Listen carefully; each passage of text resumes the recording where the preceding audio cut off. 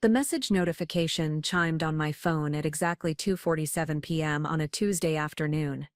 What I saw in those photos would unravel 2 marriages, destroy 3 careers, and teach me that sometimes the universe delivers justice in the most unexpected packages. My husband's secretary had just made the biggest mistake of her life by sending me evidence of her affair with my husband.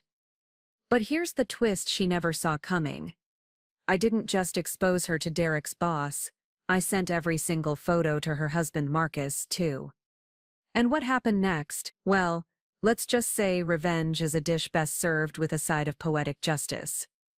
Before we jump back in, tell us where you're tuning from, and if this story touches you, make sure you're subscribed, because tomorrow I've saved something extra special for you. The morning of my 38th birthday started like any other Tuesday in our Pearl District townhouse. Portland's autumn mist clung to the windows of our modern home, and I could hear Derek already moving around downstairs, probably making his signature espresso that he claimed was better than any coffee shop in the city. The sound of our teenagers, Sophie and Ryan, getting ready for school created the familiar symphony of our family life. After 15 years of marriage, I thought I knew every note of this daily routine. Derek had been particularly attentive lately, bringing me flowers for no reason, suggesting weekend getaways to the coast, and even volunteering to handle the grocery shopping. At the time, I attributed his newfound thoughtfulness to our approaching wedding anniversary next month. We'd been planning a renewal ceremony, something small and intimate to celebrate how far we'd come since our college days at Oregon State. I'd put my marketing career on hold when Sophie was born, transitioning to freelance consulting work that allowed me flexibility with the kids' schedule. Our life in Portland had unfolded exactly as we'd dreamed during those late-night conversations in our tiny apartment near campus. Derek's financial advisory firm, Northwest Financial Advisors, had grown from a small startup to one of the most respected wealth management companies in the Pacific Northwest. We'd bought our dream home in the Pearl District 5 years ago, complete with exposed brick walls, floor-to-ceiling windows, and a rooftop garden where I grew herbs and vegetables. Sophie was thriving in her junior year of high school, already talking about colleges and her dreams of becoming a veterinarian. Ryan had just made varsity soccer as a freshman, following in his father's athletic footsteps. Derek kissed my cheek that morning before leaving for work, his usual routine unchanged. He smelled like the expensive cologne I'd given him for Father's Day, and his tie was perfectly knotted in the way that had attracted me to him all those years ago. There was something almost corporate perfection about Derek Thompson. At 42, he still maintained the lean build of his college tennis days, and his salt and pepper hair gave him the distinguished look that clients trusted with their retirement funds and investment portfolios. Northwest Financial Advisors occupied 3 floors of a glass tower in downtown Portland, and Derek's corner office on the 20th floor offered panoramic views of Mount Hood on clear days. He'd worked his way up from junior analyst to senior partner through a combination of natural charm, analytical brilliance, and what I'd always admired as an almost supernatural ability to make people feel comfortable discussing their deepest financial fears and dreams. His client list included some of Oregon's wealthiest families, and his success had afforded us luxuries I'd never imagined growing up in a middle-class family in suburban Eugene.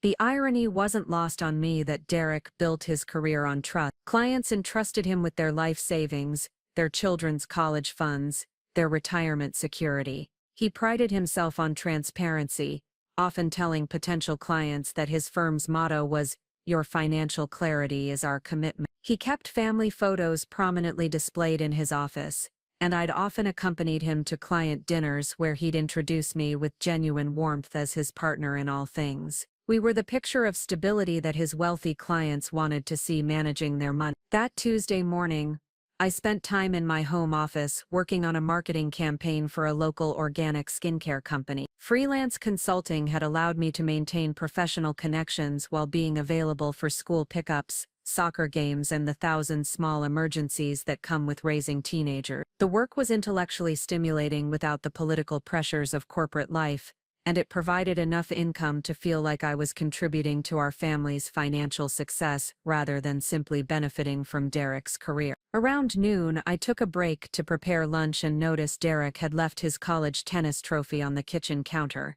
He'd been reminiscing lately about his athletic days, perhaps feeling nostalgic as his 40th birthday approached next spring. I made a mental note to move it back to his office bookshelf when I went upstairs. These small domestic details felt significant in retrospect, tiny clues that Derek was revisiting his youth in ways I hadn't fully understood. The kitchen in our townhouse had become the heart of our family life, with its marble island where the kids did homework while I prepared dinner, and French doors that opened onto our small but carefully tended garden. I'd spent countless hours at that island, helping with algebra problems, listening to teenage drama, and sharing the kind of mundane daily conversations that create the foundation of family intimacy. Sophie often complained about her AP classes while Ryan regaled us with detailed accounts of soccer practice politics. I remember feeling particularly content that afternoon, looking forward to my birthday dinner reservation Derek had made at Le Pigeon,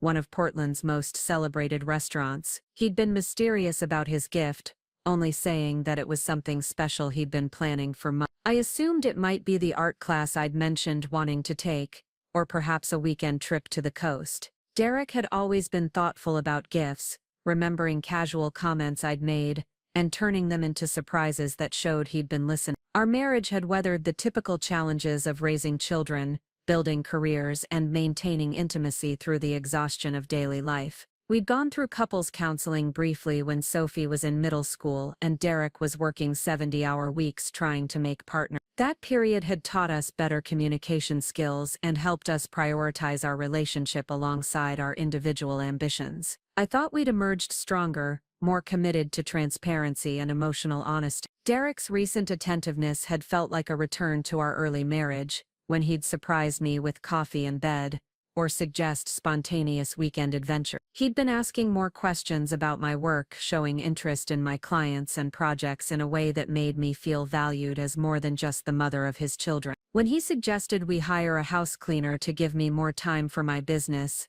I interpreted it as supportive rather than suspiciously generous. The afternoon sun was streaming through our living room windows when my phone chimed with the notification that would shatter everything I thought I knew about my life. I was curled up on our sectional sofa, reviewing marketing materials for an upcoming client presentation, when the message appeared from an unknown number. The preview showed what looked like a tropical beach scene, and my first thought was that it might be spam or a wrong number, but curiosity got the better of me, and I opened the message thread.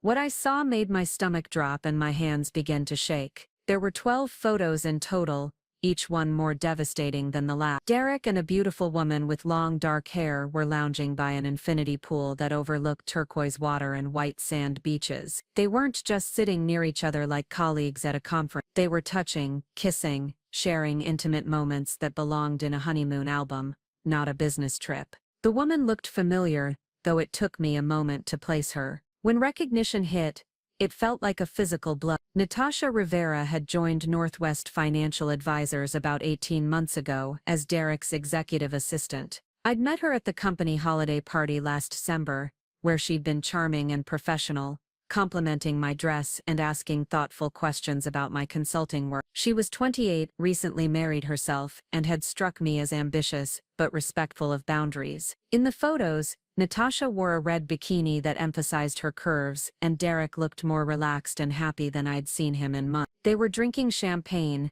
feeding each other tropical fruit, and posing like lovers on what was obviously an expensive vacation. The resort looked luxurious, with those overwater bungalows that cost thousands of dollars per night. This wasn't a quick affair or a moment of weakness. This was a full-blown romantic getaway, planned and executed with the kind of attention to detail Derek usually reserved for his most important client presentations. But the photos themselves weren't the cruelest part of this message. Attached to the images was a note that made my blood run cold. Thought you should see how much fun Derek and I are having in Costa Rica. Don't worry, he told me all about how boring things have gotten at home. Thanks for being such an understanding wife. XOXO, Natasha. The casual cruelty of that message hit me like a slap. Not only was Derek cheating on me, but he was discussing our marriage with his mistress in terms that reduced me to a boring obstacle to their happiness. The laughing emoji she'd included felt like salt in an already devastating wound. This wasn't just betrayal, it was humiliation. served with a side of mockery that suggested they'd been laughing about me together. I sat in stunned silence for several minutes, staring at the photos and rereading the message. My first instinct was to call Derek immediately, to scream and demand explanations. But something stopped me. Maybe it was my old marketing instincts kicking in, or perhaps just survival mode. But I realized that reacting emotionally would put me at a disadvantage. Instead, I needed information. I started examining the photos more carefully, looking for details that might tell me how long this had been going on, and how serious it was. The level of comfort between them suggested this wasn't their first trip together. Derek's tan looked like he'd been spending time in the sun regularly, not just for a few days. In one photo, Natasha was wearing what looked like an engagement ring on her right hand, and I remembered she'd gotten married about 6 months after joining the company. The realization hit me like lightning.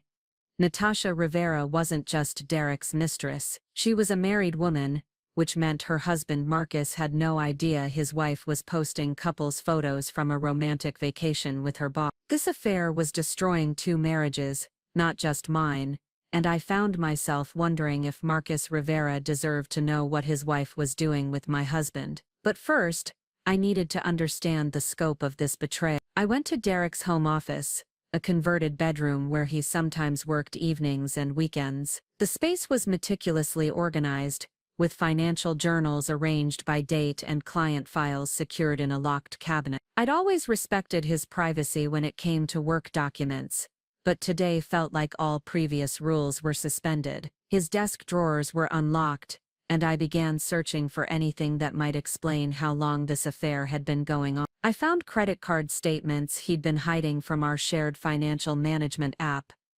charges for jewelry I'd never received, and restaurant bills from places we'd never been together. There were hotel charges in Portland for nights when he'd claimed to be working late, and flight confirmations for trips to Costa Rica that dated back 4 months. In the bottom drawer, I discovered something that made my heart race. A small jewelry box containing a receipt for a diamond tennis bracelet purchased 3 weeks ago for $8,000. I'd never seen this bracelet, despite the fact that it had been charged to our joint credit card. The receipt was paper-clipped to a note in Derek's handwriting that read, "For my beautiful Natasha, who makes every day brighter." The financial evidence painted a picture of systematic deception. Derek had been using our family money to fund an affair that had been going on for months. The Costa Rica trip alone had cost over $15,000, charged to the credit card connected to our mortgage account. He'd been stealing from our children's college funds to pay for romantic getaways with his secretary. As I gathered this evidence,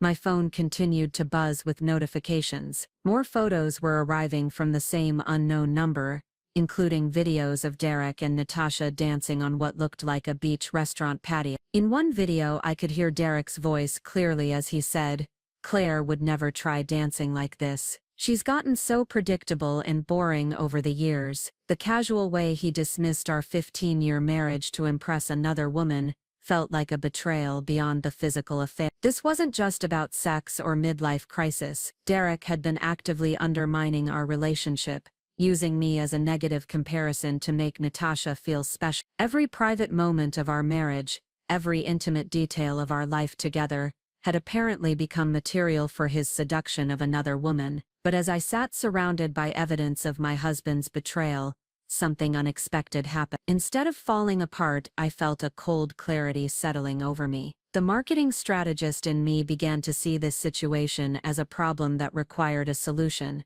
not just an emotional crisis to endure. Derek and Natasha had made a crucial mistake by documenting their affair so thoroughly, and then sending the evidence directly to me. They'd handed me everything I needed to destroy them both. The first thing I did was screenshot every single photo and video Natasha had sent me. My hands were steadier than I expected as I methodically saved each piece of evidence to a secure folder on my laptop. Years of managing marketing campaigns had taught me the importance of documentation, and I approached this personal catastrophe with the same methodical precision I'd once used to track competitor analysis or consumer behavior data. I spent the next hour researching Natasha Rivera's social media presence, something I'd never bothered to do when Derek first hired her. Her Instagram account was public, filled with carefully curated photos of her life with Marcus Rivera. They'd been married for exactly 14 months, based on the anniversary post she'd shared just 3 weeks ago. Marcus worked as a software engineer at Nike's headquarters in Beaverton,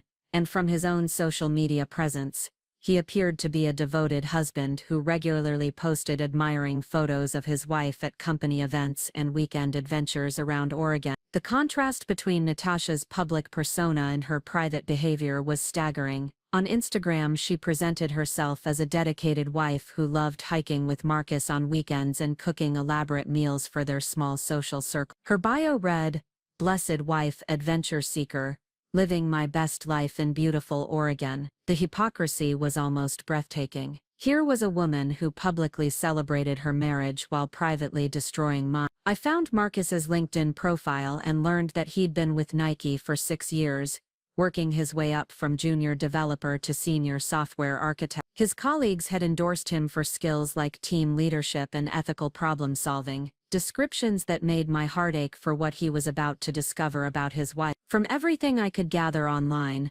Marcus Rivera was a decent man, who deserved to know that his wife was charging luxury vacations with her boss to credit cards connected to their joint bank accounts. The financial investigation revealed the full scope of Derek's deception. Over the past 4 months, he'd charged over $30,000 in unexplained expenses to our various credit cards and investment accounts. Beyond the Costa Rica trips, there were charges for spa weekends in wine country, expensive dinners at Portland's finest restaurants, and jewelry purchases that had never made their way to me. Derek had even used our business credit card, the one connected to his partnership distributions from Northwest Financial Advisors, to pay for a weekend getaway to San Francisco that coincided with a conference I remembered him attending without me. But the most devastating discovery came when I accessed our shared financial planning software and realized Derek had been moving money from our children's college savings accounts to cover his affair expense. Sophie's fund, which we'd been building since she was born, had been depleted by $12,000 over the past 6 months. Ryan's account showed similar unauthorized withdrawal. My husband hadn't just been cheating on me, he'd been stealing from our children's futures to fund his relationship with another woman. I printed bank statements, credit card bills, and investment account summaries, organizing them chronologically to create a timeline of financial fraud that would be impossible for Derek to explain away. My legal training from business school proved valuable as I documented each transaction with notes about Derek's claimed whereabouts on those days. The pattern was clear and damning. Every romantic expense corresponded with a business trip, client dinner, or late night at the office that Derek had used as cover for his affair. As I worked, more messages arrived from Natasha's phone number. She was clearly enjoying herself immensely, sending increasingly provocative photos and adding commentary designed to maximize my humiliation. One message included a video of Derek feeding her champagne and strawberries while she giggled and called him my generous dad. Another showed them in matching couples' massage robes with a note that read, "Derek says you never appreciated luxury anyway." The casual cruelty of these messages revealed something important about Natasha's character. This wasn't just an affair that had gotten out of hand. It was a calculated campaign to hurt me personally. She wanted me to know about their relationship, and she wanted me to suffer. The question was why? What had I ever done to Natasha Rivera to deserve this level of vindictive behavior? I remembered our conversation at the company holiday party more clearly now. She'd asked detailed questions about my marriage, my work, and my relationship with Derek. At the time, I'd thought she was just being friendly and getting to know the boss's wife. Now I realized she'd been conducting reconnaissance, gathering information about my life that she could later use to undermine my marriage. The compliments about my dress and my work had been part of an elaborate deception designed to make me trust her while she planned to destroy my family. Preparing and narrating this story took us a lot of time, so if you are enjoying it, subscribe to our channel. It means a lot to us. Now back to the story. The realization that this affair had been premeditated rather than spontaneous changed everything. Derek and Natasha hadn't fallen into an unexpected attraction. They deliberately constructed a relationship built on lies and financed with stolen money. Every business trip, every late night at the office, Every client dinner had been carefully orchestrated to provide cover for their affair. They'd turned my trust in Derek's professional commitments into a weapon against our marriage. I decided to call Rachel Martinez, my closest friend from college, who'd become a successful family law attorney in Portland. Rachel had helped other friends navigate difficult divorces, and I trusted her judgment about legal strategies and emotional support. When she answered on the second ring, I could hear the concern in her voice as soon as I identified myself. Rachel listened without interruption as I explained the situation, occasionally making small sounds of shock or anger, but never rushing me through the story. When I finished, she was quiet for a long moment before responding. "Claire, I'm so sorry this is happening to you, but from a legal standpoint, you're in a very strong position. The financial fraud alone gives us grounds for immediate asset protection, and the evidence you've gathered will be crucial if this goes to court." We arranged to meet the following morning at her office, but Rachel gave me some immediate advice about protecting myself financially. She walked me through the process of freezing our joint credit cards and investment accounts, and helped me understand my rights regarding the house and Derek's partnership in Northwest Financial Advisor. Most importantly, she warned me not to confront Derek directly until we'd secured legal protections for my financial interests. But as we talked, I found myself thinking more about Marcus Rivera than about my own legal strategy. This man had no idea that his wife was sending humiliating messages to another woman while vacationing with that woman's husband. He was probably at work right now, writing code and attending meetings, trusting that his wife was handling executive assistant duties for Derek's financial planning firm. The betrayal he was about to experience would be just as devastating as mine, and he deserved to know the truth before Natasha could construct more elaborate lies. After ending my call with Rachel, I spent time researching Northwest Financial Advisor's corporate structure and employee policy. Derek had always been proud of working for a firm that maintained strict ethical standards, particularly regarding conflicts of interest and personal conduct. The company's website prominently featured their commitment to integrity and trustworthiness, values that were apparently more marketing copy than actual practice when it came to Derek's behavior. I discovered that Jonathan Hayes, the managing partner, had built Northwest Financial Advisor's reputation on conservative family values and ethical business practices. The firm managed retirement accounts for several religious organizations and had a client base that included many traditional families who valued moral consistency in their financial advisor. A scandal involving infidelity and financial misconduct would be devastating to the company's carefully constructed image. The employee handbook, which I found cached on an internet archive site, included specific language about personal conduct and conflicts of interest. Section 12 clearly stated that romantic relationships between supervisors and subordinates were strictly prohibited and could result in immediate termination. There was also explicit language about using company resources for personal gain, which would certainly apply to Derek's use of business credit cards and travel accounts to fund his affair. But beyond the corporate policies, I learned something else about Jonathan Hayes that made me confident he would take swift action against Derek. Hayes was a widower who'd raised 3 daughters as a single father after his wife died of cancer 8 years earlier. His personal story, featured in several Portland Business Journal articles, emphasized his commitment to family values and ethical leadership. This was not a man who would tolerate an employee using company resources to fund an extramarital affair, especially when that affair involved financial fraud against the employee's own family. As the afternoon wore on, I continued receiving photos and videos from Natasha. The messages were becoming more frequent and more deliberately hurtful.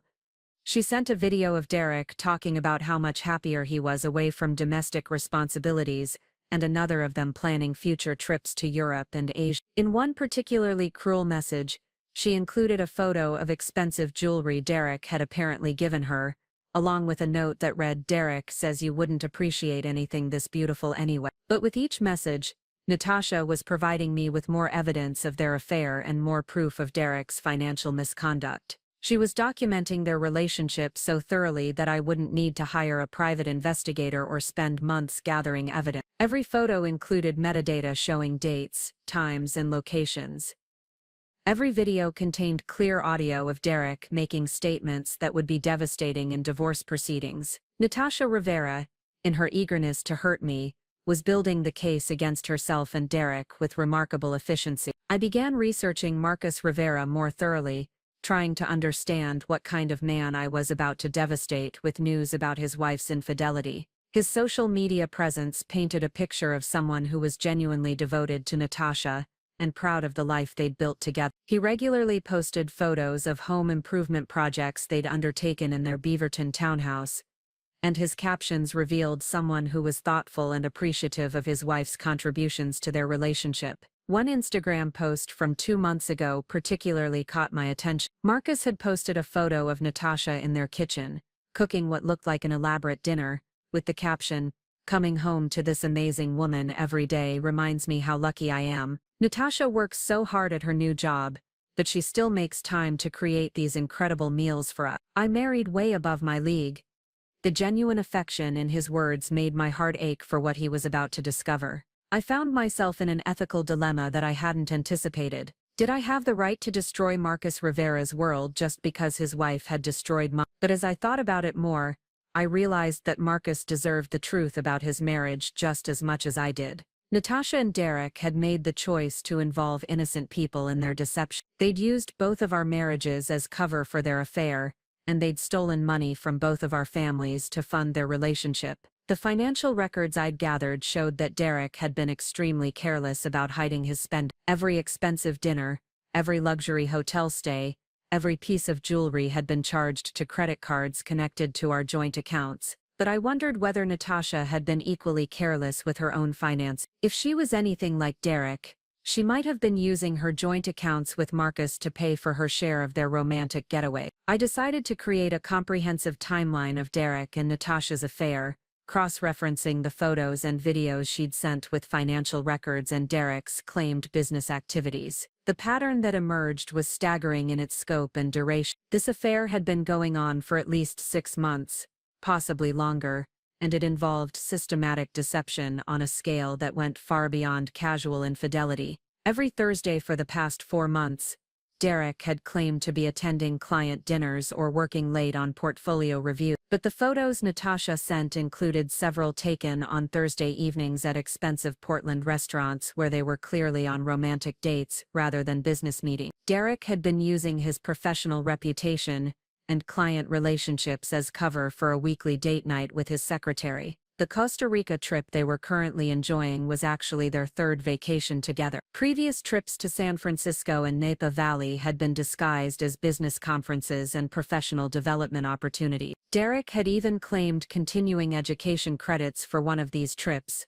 submitting expense reports to Northwest financial advisors that characterized his romantic getaway with Natasha as a legitimate business expense. But the most damaging evidence came from the videos Natasha had sent throughout the day. In one clip, Derek was clearly visible discussing specific clients by name and sharing confidential information about their investment portfolio. He was violating client confidentiality agreements while intoxicated on vacation with his subordinate employee, creating potential legal liability for Northwest financial advisors that went far beyond personal misconduct. As evening approached, I made a decision that would change multiple lives forever. I wasn't going to wait for Derek to return from Costa Rica to confront him about his affair. I wasn't going to give him time to construct lies or move financial assets beyond my reach. And I wasn't going to let Marcus Rivera continue living in ignorance while his wife sent me taunting messages about her relationship with my husband. I opened my laptop and began composing 2 very different emails that would deliver justice more swiftly and completely than Derek and Natasha could possibly imagine. The first was addressed to Jonathan Hayes at Northwest Financial Advisor. The second was addressed to Marcus Rivera at his Nike email address, which I'd found through his LinkedIn profile. Both emails would include every photo, every video, and every piece of financial evidence that Natasha had so helpfully provided throughout the day. By tomorrow morning, Derek Thompson and Natasha Rivera would discover that their elaborate deception had consequences they'd never anticipated. And Marcus Rivera would learn the truth about his wife before she could return from Costa Rica and construct more lies about her relationship with Derek. I was about to turn Natasha's weapon against her in a way that would devastate her marriage, her career, and her future. The photos she'd sent to hurt me were about to become the evidence that destroyed everything she valued. Sometimes revenge arrives exactly when you need it most, delivered by the very person who thought they were hurting you. I spent the entire night crafting 2 emails that would serve as precision strikes against Derek and Natasha's carefully constructed deception. The first email to Jonathan Hayes required the tone of a concerned professional bringing serious misconduct to management's attention. The second to Marcus Rivera demanded a more delicate approach, as I was about to shatter an innocent man's world with information no husband should ever have to receive. For Jonathan Hayes, I wrote with the clinical precision of a business report. Dear Mr. Hayes, I am writing to bring to your attention serious violations of Northwest Financial Advisors' ethical conduct policies and potential legal liabilities involving senior partner Derek Thompson and executive assistant Natasha Rivera. The attached documentation reveals an ongoing romantic relationship between a supervisor and subordinate employee, misuse of company resources, and violations of client confidentiality agreements that could expose the firm to significant legal and reputational damage. I attached selected photos that clearly showed Derek and Natasha in romantic situations while documenting the dates and locations of their encounter. The financial records I included focused on Derek's use of business credit cards and expense accounts to fund personal activities, something that would be immediately recognizable to Hayes as grounds for termination and possible prosecution. Most damaging of all, I included the video clips where Derek discussed specific clients by name while intoxicated, creating clear evidence of confidentiality violations that could destroy trust with Northwest Financial Advisors' wealthy clientele. The email to Marcus Rivera required a completely different approach. This man deserved compassion along with the devastating truth about his wife's betrayal. Dear Mr. Rivera, I am writing to you about a matter that will be incredibly painful to learn but which you have the right to know. My name is Claire Thompson, and my husband Derek Thompson is the senior partner at Northwest Financial Advisors, where your wife Natasha works as an executive assistant. I have recently discovered that Derek and Natasha have been conducting an affair for several months, and I believe you deserve to know about this situation before it progresses further. I included a carefully selected subset of the photos Natasha had sent me, focusing on images that clearly documented the affair without being unnecessarily graphic or humiliating. The financial evidence I shared with Marcus focused on charges that suggested Natasha had been using their joint accounts to fund her share of the romantic getaways with Derek. I ended the email with an offer to provide additional information if he needed it, and my sincere apologies for being the bearer of such devastating news. Both emails were scheduled to send at exactly 8 a.m., precisely when Jonathan Hayes would be arriving at his office for his daily review of overnight correspondence, and when Marcus Rivera would be checking his work email before his first meetings at Nike. The timing was crucial. I wanted both men to receive this information simultaneously, preventing either Derek or Natasha from warning the other about exposure once the consequences began unfolding.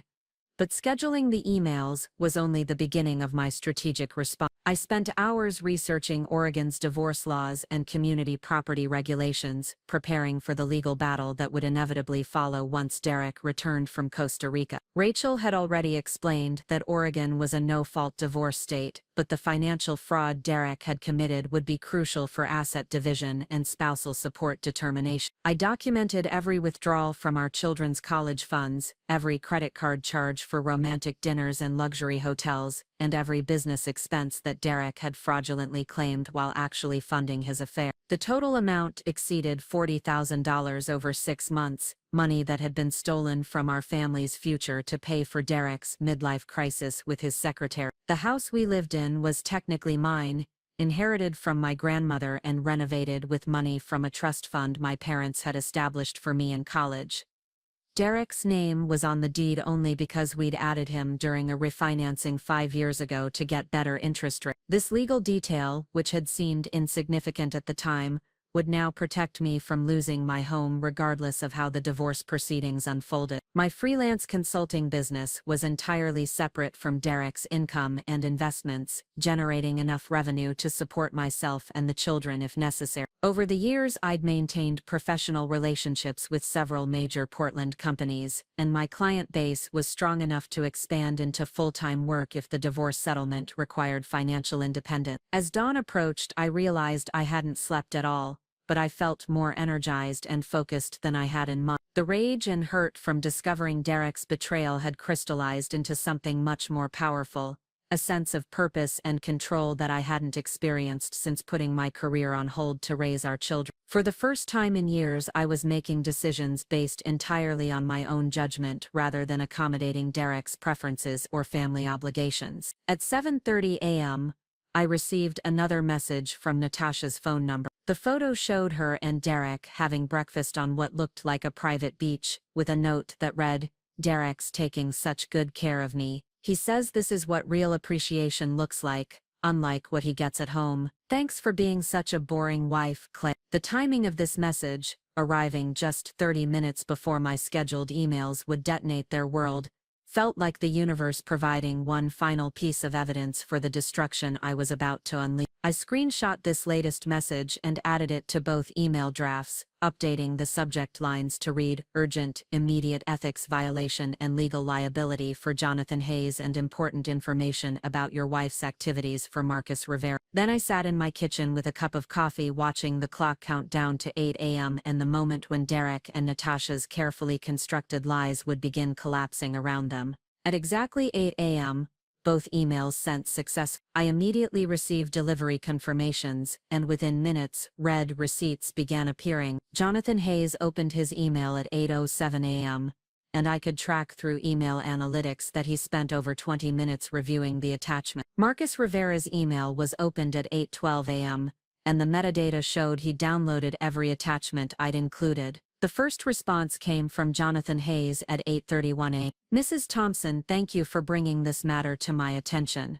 I am treating this as an urgent personnel and legal issue. Please be available for a call at your earliest convenience to discuss these allegations and the evidence you've provided. Be assured that Northwest Financial Advisors takes these matters with the utmost seriousness." 20 minutes later, my phone rang with a call from Hayes' direct office line. His voice was grave but professional as he explained that he'd already initiated an emergency investigation into Derek's conduct and had contacted the firm's legal counsel about potential liability issues. "Thompson, the evidence you've provided is extremely concerning, particularly the client confidentiality violations. I want you to know that we will be taking immediate action to protect our clients and our firm's integrity." Hayes explained that Derek's access to client accounts and firm resources would be suspended immediately, and that security would be changing locks and passwords throughout the Portland office to prevent any attempt at evidence tampering. "I'm also required to inform you that this matter will likely require involvement from regulatory authorities, given the potential for securities violations and fiduciary breaches." The conversation with Hayes lasted nearly an hour,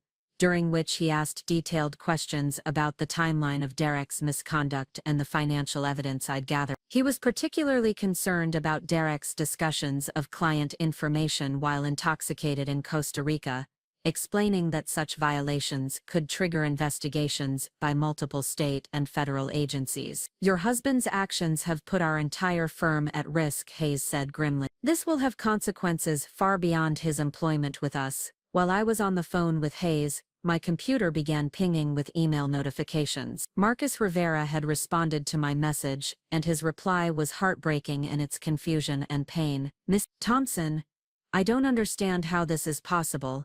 Natasha told me she was attending a professional development conference this week. She's been sending me photos of seminar sessions and networking events. Could there be some mistake?" I called Marcus immediately, knowing that his wife had been constructing elaborate lies about her activities in Costa Rica, while simultaneously sending me taunting messages about her affair with my husband. When he answered, his voice was shaky and uncertain, like someone trying to process information that contradicted everything he believed about his life. Marcus explained that Natasha had been planning this Costa Rica trip for weeks, presenting it as a mandatory professional development opportunity that Northwest Financial Advisors was requiring for all executive assistants. She'd shown him conference brochures and seminar schedules, and had been sending him photos throughout the week that supposedly documented her attendance at various business workshops. She sent me a picture yesterday of her taking notes during a financial planning seminar, Marcus said, his voice breaking slightly.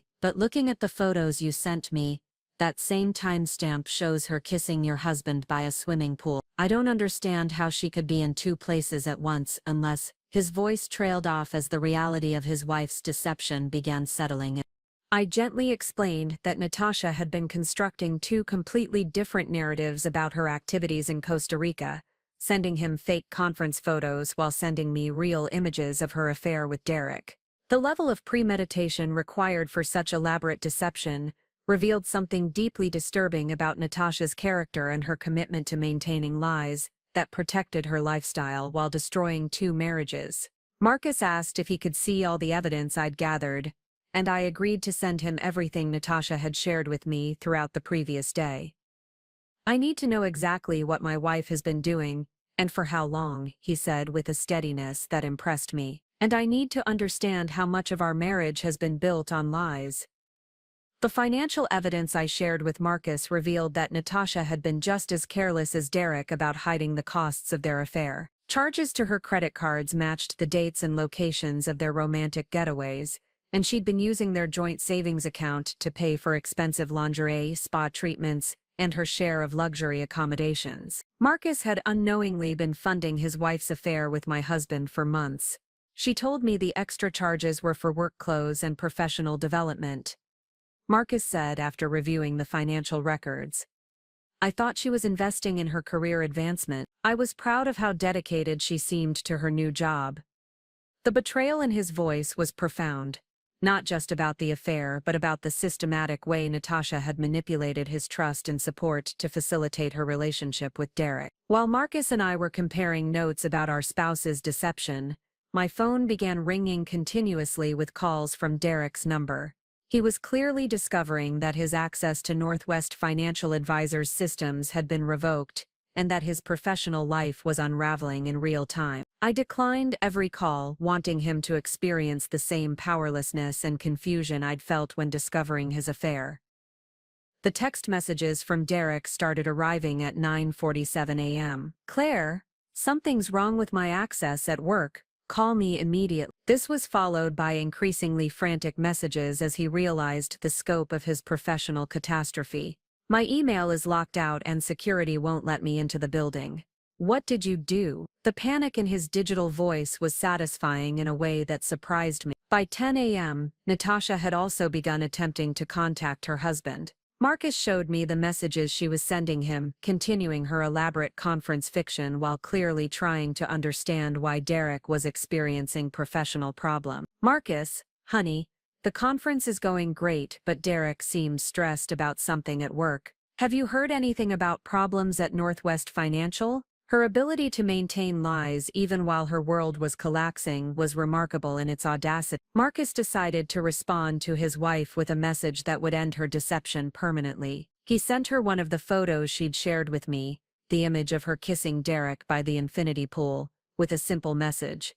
Conference looks different than you describe. We'll talk when you get home. Then he blocked her number, cutting off her ability to construct more lies about her activities in Costa Rica. The silence from Derek and Natasha after Marcus's message was telling. They were finally beginning to understand that their affair had been exposed completely, and that both of their marriages were facing immediate consequences. But the professional ramifications for Derek were just beginning to unfold. Jonathan Hayes called me again at 11:15 a.m. with updates on Northwest Financial Advisors' response to Derek's misconduct. Mrs. Thompson, I've been in contact with our legal counsel and compliance department. Derek's partnership agreement includes morality clauses that make his termination immediate and forfeit his equity stake in the firm. Additionally, we're required to report potential securities violations to regulatory authority. Hayes explained that Derek's partnership interest, worth approximately $200,000, would be dissolved without compensation due to his violation of ethical conduct requirements. His clients were being reassigned to other partners, and the firm was preparing disclosure statements about Derek's departure that would protect Northwest Financial Advisors from liability,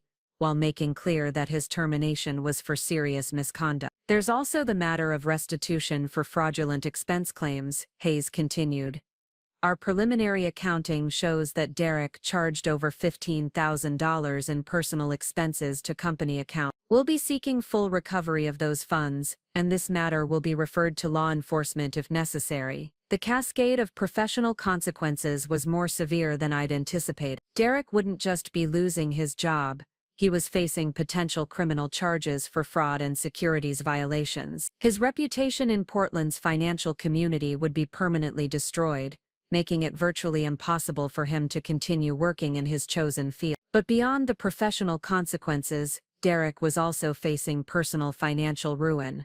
The money he'd stolen from our children's college funds would need to be repaid immediately. The fraudulent expense claims to Northwest Financial Advisors would require restitution that could exceed $20,000. Combined with divorce proceedings that would leave him responsible for child support while having lost his primary source of income, Derek's financial future looked catastrophic. As the afternoon progressed, I received updates from both Jonathan Hayes and Marcus Rivera about the continuing fallout from Derek and Natasha's exposed affair. Hayes reported that Northwest Financial Advisors' compliance department had discovered additional evidence of misconduct in Derek's client file, including inappropriate personal charges and questionable investment recommendations that appeared designed to generate higher commissions rather than serve client interest. Marcus had spent the day reviewing his joint financial accounts with Natasha and discovering the full extent of her financial deception. She's been stealing from our savings for months, he told me during our second phone conversation. Money I thought was going toward our future home purchase has been funding luxury vacations with your husband. She's destroyed our financial planning just like she's destroyed our marriage. The symmetry of Derek and Natasha's mutual destruction was becoming clear. Both had been so confident in their ability to deceive their spouses that they'd been careless about hiding evidence of their misconduct.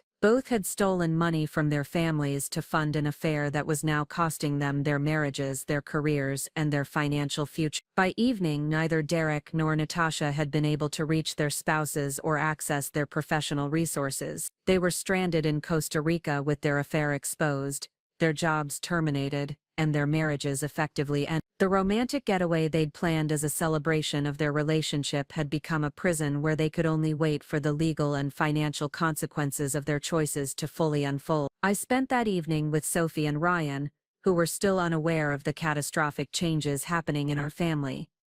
Tomorrow I would need to begin the difficult conversation about their father's betrayal and the divorce proceedings that would reshape our lives. But tonight I felt something I hadn't experienced in months.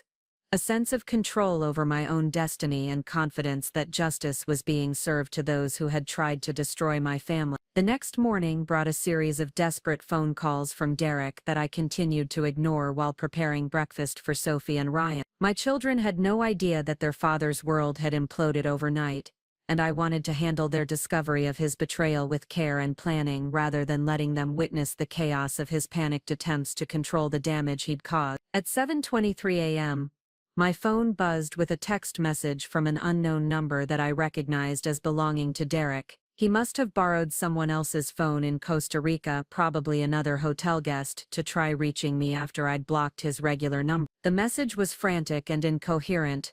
"Claire, I can explain everything. Don't listen to whatever lies people are telling you. I'm trying to get home, but there's been some kind of mistake with my accounts. Please call me at this number." The audacity of calling Natasha's photo documentation of their affair lies was almost impressive. Derek was still trying to manipulate reality even after being caught with undeniable evidence of his betrayal. I screenshot his message and forwarded it to Rachel Martinez with a note. "Husband still attempting to gaslight me even after termination and exposure. Please document for divorce proceedings." Sophie noticed my distraction during breakfast and asked if everything was okay. She was perceptive in the way that 16-year-old girls often are, sensing tension even when adults try to hide it. "Mom, you seem different this morning." Did something happen with Dad's business trip? Her question pierced my heart because she had no idea that her father's business trip was actually a romantic vacation with his secretary that had just destroyed our family. Ryan, focused on his soccer equipment and morning routine, remained oblivious to the undercurrents of tension. At 14, he was still young enough to trust that his parents would handle adult problems without involving him. I envied his innocence, knowing that both children would soon be forced to confront the reality of their father's betrayal and the divorce proceedings that would follow. I decided to speak with Sophie and Ryan together that evening, after school, when I could give them my full attention and answer their questions without the pressure of morning schedules and teenage obligations. For now, I sent them off to their normal day while I prepared for the legal and financial battles that would define our family's immediate future. Rachel Martinez had scheduled an emergency appointment for 9 a.m. to review the evidence I'd gathered and begin preparing divorce documents. Her office in downtown Portland occupied the top floor of a renovated warehouse, with exposed brick walls and panoramic windows that overlooked the Willamette River. The space felt both professional and comforting, exactly what I needed while discussing the end of my 15-year marriage. Rachel's paralegal had prepared a comprehensive analysis of Oregon's divorce laws as they applied to my situation. The financial fraud Derek had committed would be crucial for asset division, particularly since he'd stolen money from our children's college funds and used community property to finance his affair. The court will view Derek's actions as economic misconduct, Rachel explained, which gives us grounds to seek reimbursement and a larger share of marital assets. We spent 2 hours reviewing every piece of evidence I'd gathered, from Natasha's taunting photos to Derek's fraudulent expense report. Rachel was particularly interested in the timeline of Derek's deception, noting that his systematic theft from our family accounts demonstrated premeditation rather than impulsive behavior. This isn't a case of a marriage falling apart gradually, she observed. Derek made deliberate choices to steal from his family to fund an affair. That level of financial misconduct will influence everything from asset division to custody arrangement. The legal strategy Rachel outlined was comprehensive and designed to protect my interests while ensuring Derek faced full accountability for his actions. We would file for divorce immediately, seeking temporary restraining orders to prevent Derek from accessing or transferring any additional marital assets. The house would remain in my possession since it was technically my separate property, inherited from my grandmother and renovated with my trust fund money. Derek's partnership interest in Northwest Financial Advisors, now forfeited due to his ethical violations, had been worth approximately $200,000. While that equity was lost, Rachel explained that Derek would still be liable for child support and potentially spousal support despite his termination. The court will impute income to Derek based on his earning capacity, she said. His professional misconduct doesn't absolve him of financial obligations to his children. As we discussed custody arrangements, Rachel asked about Derek's relationship with Sophie and Ryan. Both children adored their father and had no idea about his affair or the financial fraud he'd committed against them. We'll need to consider how Derek's actions affect his fitness as a parent, Rachel noted. Stealing from his children's college funds demonstrates a concerning disregard for their welfare. I left Rachel's office with a thick folder of legal documents and a clear understanding of the battles ahead. The divorce would be complex due to Derek's professional misconduct and the financial fraud involved, but Rachel was confident about achieving a favorable outcome. More importantly, I felt protected by legal strategies that would prevent Derek from causing additional financial damage to our family. My phone had been buzzing continuously with messages from Derek's borrowed number throughout my meeting with Rachel. Each message was more desperate than the last, revealing his growing understanding that his professional and personal life had been completely destroyed. Claire, I know you're angry, but we can work this out. I love you and the kids. Please don't let lawyers destroy our family over one mistake. The characterization of a 6-month affair involving systematic theft and elaborate deception as one mistake was so absurd that I actually laughed out loud. Derek was still trying to minimize his actions and manipulate my emotions, apparently believing that his charm and persuasion skills would overcome documentary evidence of his betrayal. At 11:47 a.m., I received a call from Marcus Rivera asking if we could meet for coffee to discuss the legal actions our respective spouses were facing. His voice sounded hollow, like someone who hadn't slept and was struggling to process the destruction of his marriage. I keep thinking I'm going to wake up and discover this was all a horrible nightmare, he said. But then I look at those photos again and realize my wife has been lying to me for months. We met at a quiet coffee shop in the Pearl District, not far from my home. Marcus looked exhausted and older than his 32 years, with the kind of emotional exhaustion that comes from discovering that your entire life has been built on deception. He'd brought his own folder of evidence, financial records showing how Natasha had been stealing from their joint accounts to fund her affair with Derek. I've been going through our bank statements all night, Marcus said, spreading documents across our table. Every romantic dinner, every luxury hotel, every piece of expensive lingerie she bought for your husband, I paid for all of it without knowing what it was for. His hands shook slightly as he pointed to various charges that corresponded with the dates and locations in Natasha's photo. Marcus had also discovered that Natasha had been forging his signature on financial documents to access their savings accounts and investment funds. She moved $8,000 from our retirement account last month, he explained. When I asked about it, she said it was for a family emergency her parents were facing. But looking at the timing, it was right before her last Costa Rica trip with Derek. The financial fraud Natasha had committed against Marcus was actually more extensive than Derek's theft from our family accounts. She'd been systematically draining their savings while constructing elaborate lies about family emergencies and investment opportunities. Marcus had trusted his wife completely, never questioning her financial decisions or monitoring their joint accounts closely. I'm a software engineer, Marcus said with bitter irony. I create systems to prevent fraud and protect data integrity, but I never thought to protect myself from my own wife's deception. His professional expertise in security systems made his personal vulnerability to Natasha's manipulation even more painful. Marcus had already contacted a divorce attorney and was beginning legal proceedings against Natasha. Unlike my situation, where Derek's professional misconduct had resulted in immediate termination, Natasha's employment status remained uncertain. Northwest Financial Advisors was still conducting their investigation into her role in Derek's ethical violation. I called Jonathan Hayes this morning, Marcus explained. He told me that Natasha's position as Derek's executive assistant makes her complicit in the confidentiality violations and expense fraud. She could face criminal charges along with termination. The possibility that both Derek and Natasha might face prosecution added another layer of consequences to their affair. As Marcus and I compared notes about our spouse's deception, a pattern emerged that neither of us had fully understood before. Derek and Natasha hadn't just been having an affair.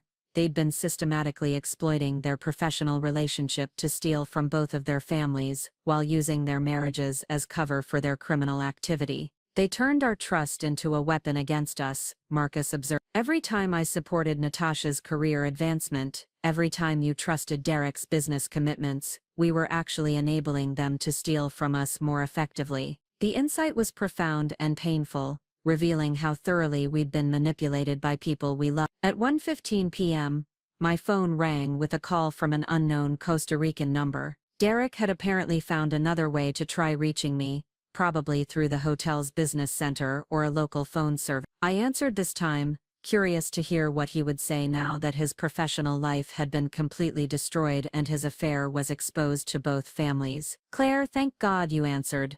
Derek's voice was frantic and desperate. "I don't know what lies people have been telling you, but I need you to know that I love you and our family. Whatever problems we've had, we can work through them together." His attempt to frame his affair as problems we've had was so audacious that I was momentarily speechless. "Derek, I have photos of you kissing Natasha by a swimming pool," I said calmly.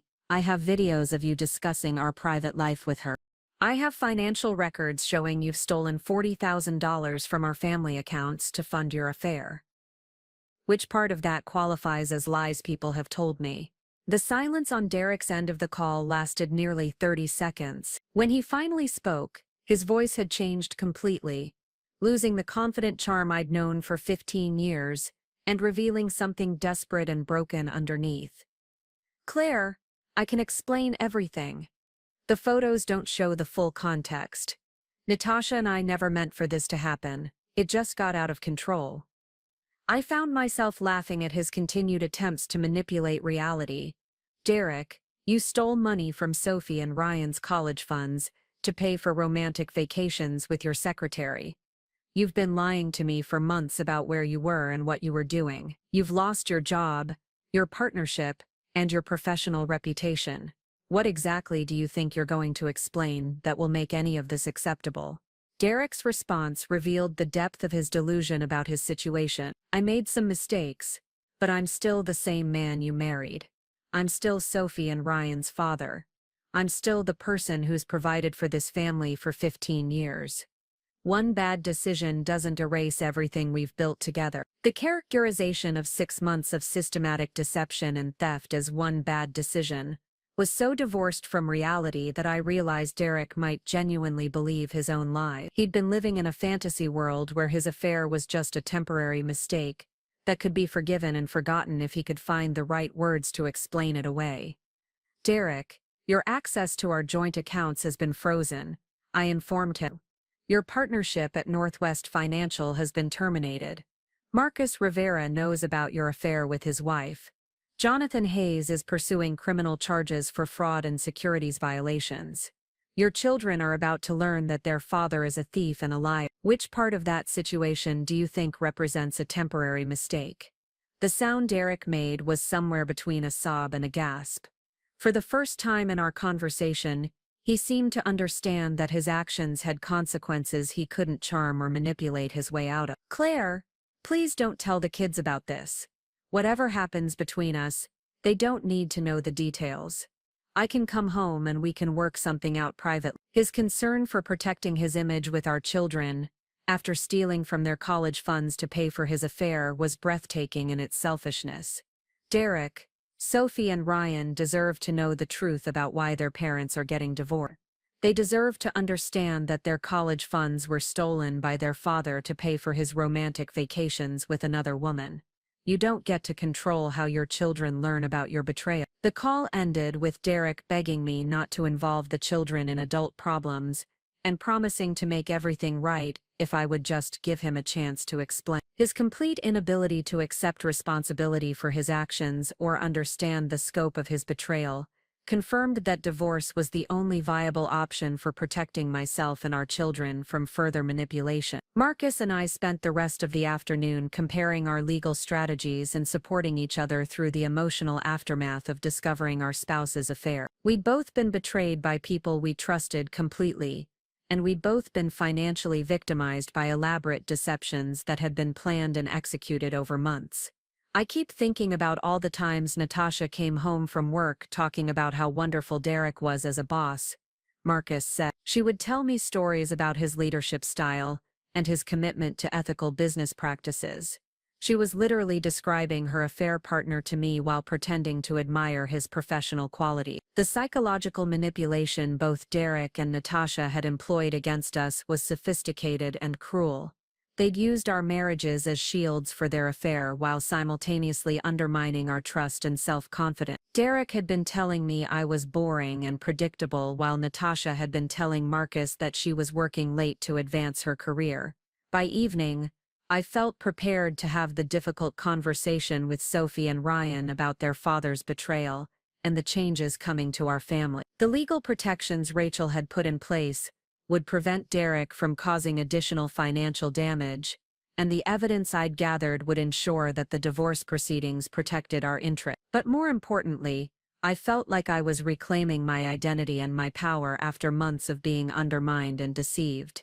Derek's affair had been devastating, but his exposure had also revealed my own strength and resilience.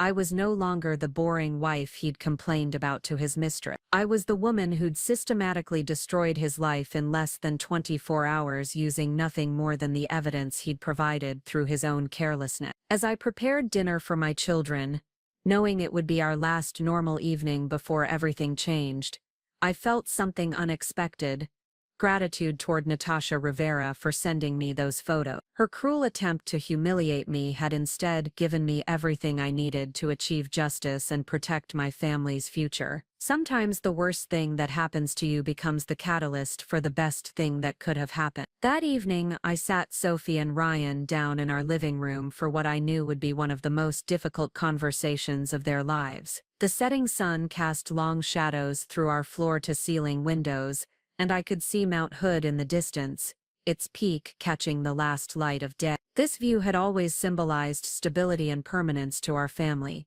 but tonight it felt like a backdrop to the end of everything they'd known as normal.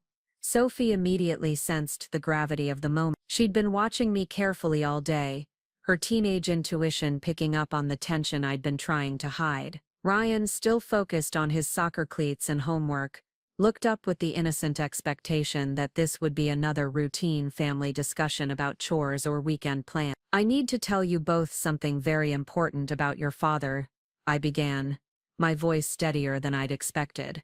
"He's been lying to our family for months, and there are going to be some big changes in our lives because of choices he's made." Sophie's expression immediately shifted to alarm, while Ryan's face showed the kind of confusion that comes from hearing words that don't make sense in context. I explained Derek's affair in terms that were honest but age-appropriate, focusing on the betrayal of trust rather than intimate detail. "Your father has been having a relationship with his secretary, Natasha, and he's been stealing money from our family accounts to pay for expensive trips and gifts for her. This included money from your college savings accounts." Ryan's reaction was immediate and heartbreaking. "Dad took money from our college funds, but he's always telling us how important education is and how we need to work hard for our future." The betrayal hit him at a fundamental level, challenging everything he'd believed about his father's values and priorities. Sophie's response was more complex, cycling through denial,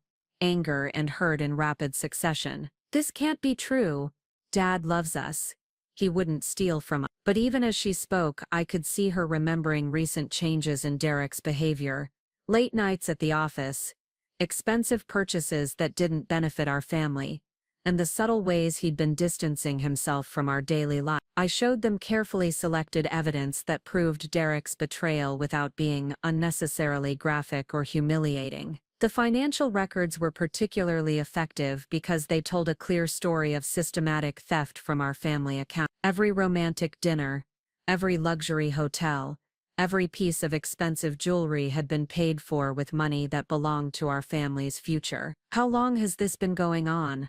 Sophie asked, her voice small and wounded. When I explained that the affair had been happening for at least 6 months, possibly longer, she began crying. "So when he was helping me with my college applications, he was already stealing from my college fund. When he was talking about my future, he was destroying." Ryan's questions were more practical, reflecting his 14-year-old understanding of family finances. "What happens to our house? What happens to our family? Are we going to be poor now?" His concerns about financial security broke my heart because they revealed how Derek's actions had stolen not just money but also the sense of safety and stability that children deserve. I assured both children that our home was secure, and that we would be financially stable despite Derek's betrayal. The house was technically mine, inherited from my grandmother, and my consulting business was strong enough to support our family. "Your father's actions have hurt us, but they haven't destroyed our ability to take care of ourselves,"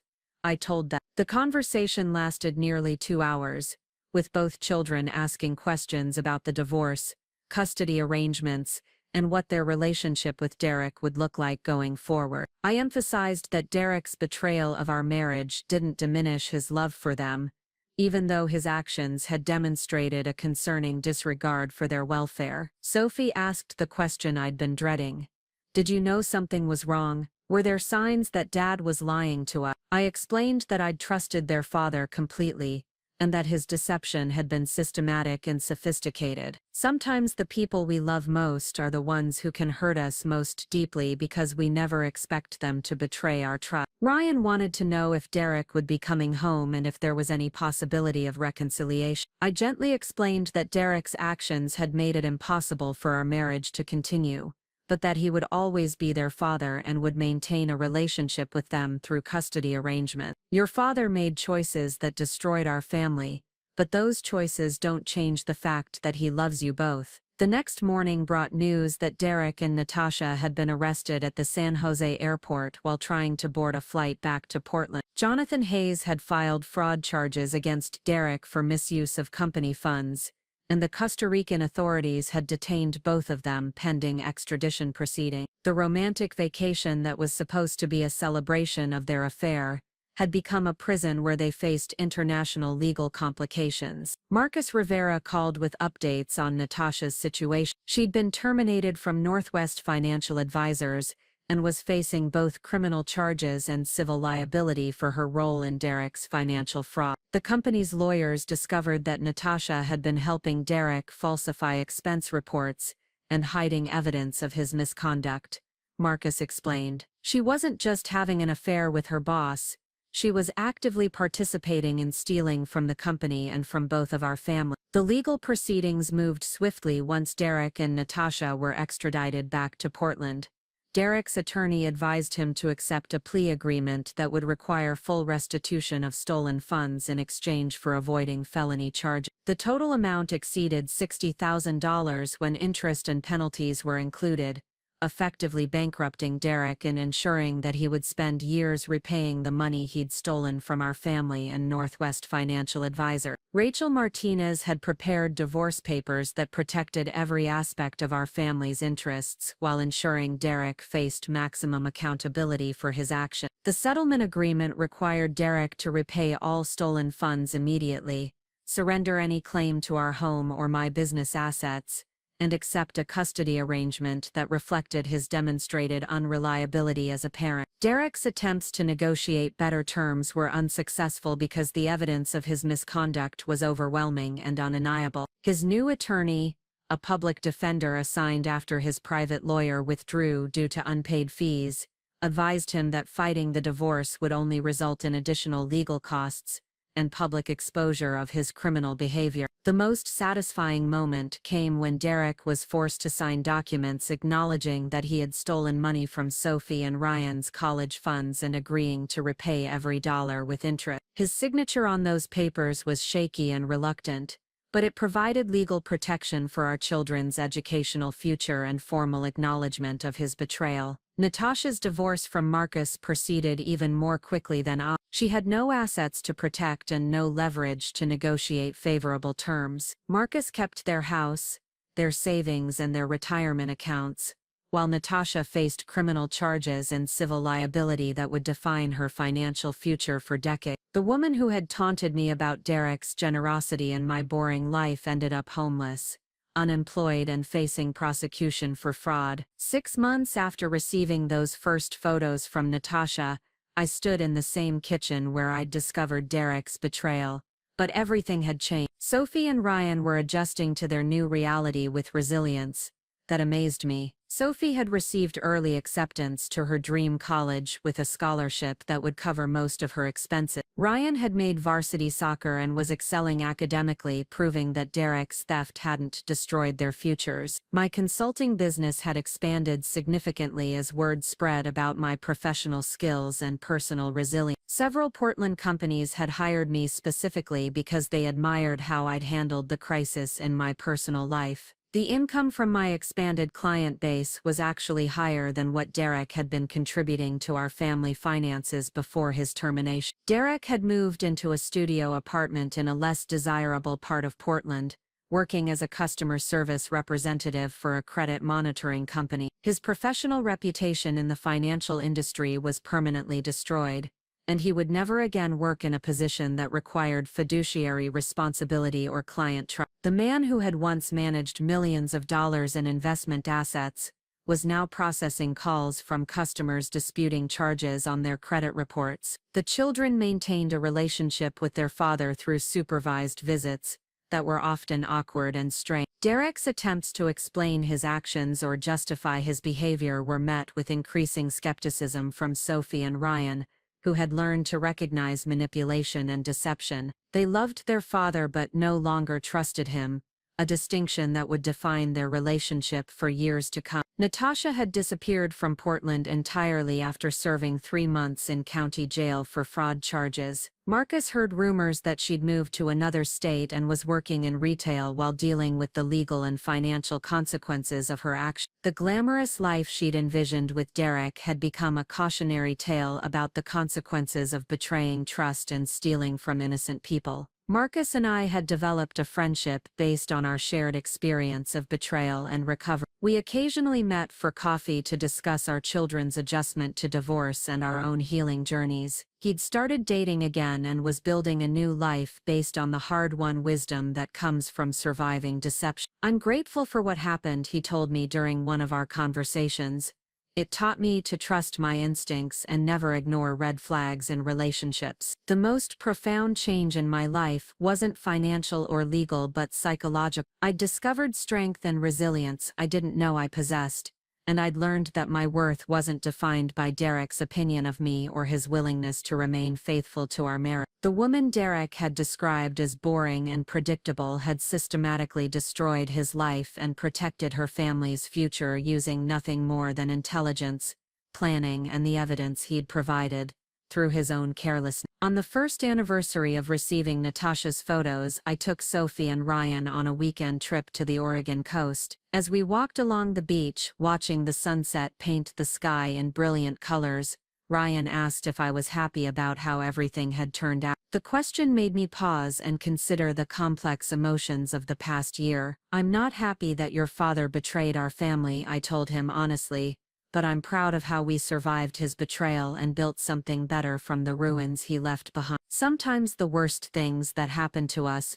become the catalyst for the best things that could happen. Sophie, now a senior in high school and preparing for college, had become more mature and insightful than many adults. "Mom, I used to think Dad was perfect and that you were just the boring parent who made us do chores and follow rules, but now I understand that you were the one holding our family together while he was tearing it apart. I'm proud to be your daughter." As we stood together on that beach, watching the waves crash against the rocks, I felt something I hadn't experienced in years: complete contentment with my life and confidence in my ability to handle whatever challenges lay ahead. Derek's betrayal had been devastating, but it had also revealed my own strength and shown me that I was capable of protecting my family and building a better future. The photos Natasha had sent to humiliate me had become the foundation of my liberation. Her cruel attempt to destroy my self-confidence had instead given me everything I needed to destroy her affair, protect my children, and reclaim my life. Sometimes revenge arrives in the most unexpected packages, delivered by the very people who thought they were hurting you. Up next, you've got 2 more standout stories right on your screen. If this one hit the mark, you won't want to pass these up. Just click and check them out.